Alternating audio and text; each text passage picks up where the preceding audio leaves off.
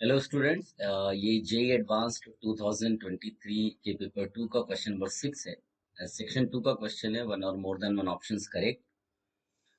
+4 marks अगर आपने सारे करेक्ट ऑप्शंस किए और एक भी अगर रॉन्ग ऑप्शन चूज किया तो माइनस। अब इस क्वेश्चन, ये सॉलिड स्टेट का क्वेश्चन है, फिजिकल केमिस्ट्री का।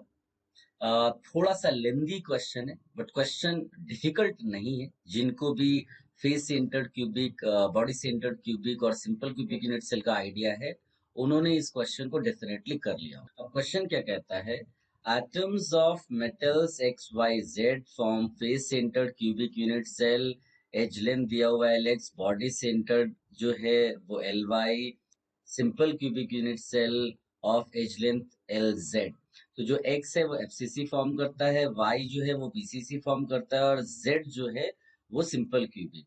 फिर यहाँ पर देखो रिलेशंस भी दिए हुए हैं, ये एटॉमिक रेडियाई दी हुई हैं, उनकी रिलेशंस z और y के बीच में, y और x के बीच में, mx my mz ये मोलर मासेस है उनके बीच में। तो मोलर मासेस पर आप इसीलिए दिए होंगे क्योंकि एक ऑप्शन डेंसिटी से रिलेटेड है, तो उसको भी चेक करना पड़ेगा।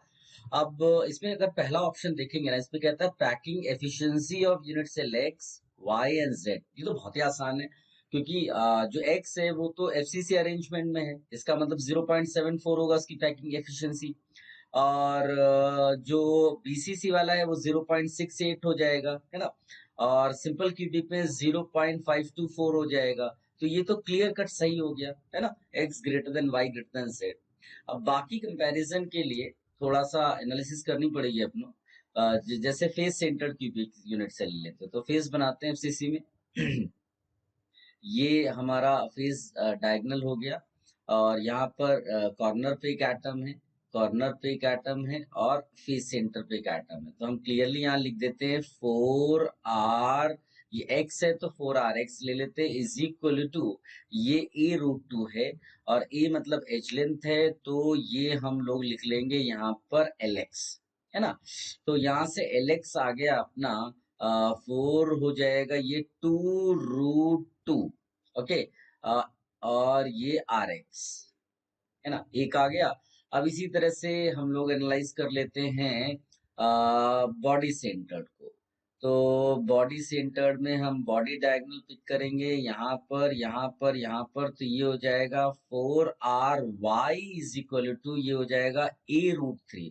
सो इसको लिख सकते हैं √3। यहाँ पर एज लेंथ है LY, तो यहाँ पर LY की वैल्यू हो जाएगी 4/√3RY। अब आप ध्यान से देखो, यहाँ पर दिया हुआ है रिलेशन RY और RX के बीच में, तो चलो रख कर देख लेते हैं। बिकॉज कंपैरिजन आप ये LY LZ और LX LY तभी कर पाएंगे जब सबको एक ही के टर्म में लेकर आएंगे। तो हम लोग क्या करेंगे, LY को भी LX के टर्म्स में लिख लेंगे, सॉरी LY को भी RX के टर्म्स में लिख लेंगे और LZ को भी RX के टर्म्स में लिख लेंगे और कंपैरिजन आसान हो जाएगा अपने लिए।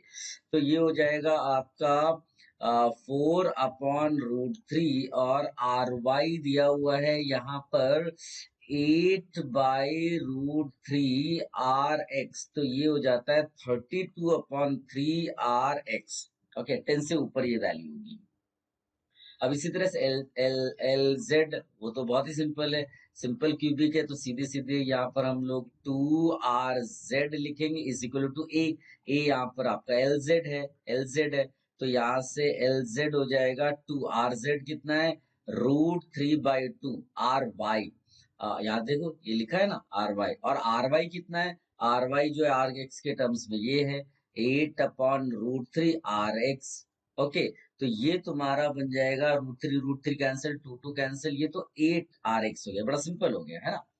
अब आप कंपैरिजन करो, किसके बीच में कंपैरिजन करेंगे हम लोग, LY LZ के बीच में। चेक कर लो भाई, LY तुम्हारा है करीब 10 के आसपास, है ना, और LZ तुम्हारा जो है 8। तो इसका मतलब है कि ये ऑप्शन जो है करेक्ट हो गया। अब LX और LY में कंपैरिजन कर लो, LX और LY। LX तुम्हारा 2√2 है, 2 × 1.4 कर दो यानी 2.8 के आसपास, और LY 10 का है, तो ये तो बिल्कुल सही नहीं है, है ना, तो ये तो ऑप्शन गलत हो गया। अब डेंसिटीज का कंपैरिजन करते हैं, तो डेंसिटी क्या होता है, डेंसिटी होता है मास अपॉन वॉल्यूम। है ना। अब जैसे एक्स का है, जेड की बातें नहीं कर रही है तो इतना टेंशन नहीं है। एक्स एफसीसी वाला केस हो गया। एफसीसी में इफेक्टिव एटम्स कितने होते हैं? 4, है ना। और एक एटम का मास निकालना है तो M X upon Avogadro number, ऐसे कर दो, molar mass upon Avogadro number. और यहाँ पर हो जाएगा एल एक्स क्यूब, है ना। ध्यान से देखो, ये हो जाएगा एल एक्स क्यूब, तो ये हो जाएगा 4 इंटू एम एक्स अपॉन यहाँ पर एन ए, और एल एक्स जो है वो है 2√2, तो ये हो जाएगा 2√2 क्यूब, और ये आर एक्स क्यूब, ये हो गया, है ना। अब इसी तरह से ये किसकी डेंसिटी है? ये एक्स की डेंसिटी है, तो चलो डी वाई भी इसी तरह निकाल लेते हैं। इसमें इफेक्टिव एटम्स 2 होंगे, क्यों? क्योंकि ये बीसीसी वाला केस हो जाएगा। तो यहाँ एम वाई लिख देंगे अपॉन एम वाई अपॉन यहाँ हो जाएगा एन ए, और ये हो जाएगा एल वाई क्यूब, तो ये हो जाएगा 2 my का दिया है यहाँ पर। देखो, my हमको निकालना है एक्चुअली में mx के टर्म्स में, तो सबसे पहले देखो my हो जाएगा 2/3 mz, राइट। और mz यहाँ पर लिखा हुआ है 3mx, तो ये हो जाएगा 3mx, 3 कैंसिल, तो ये हो जाएगा 2mx। चलो यहाँ सब्सटीट्यूट कर दो, तो ये हो जाएगा 2mx, है ना, अपॉन एवोगाड्रो नंबर। तो ये वाला हिस्सा तो देखो सेम हो गया, है ना। ये देखिए 4 हो गया, तो ये हिस्सा अब केवल बात किस पे टिक गई? एल वाई पे। एल वाई कितना दिया हुआ है?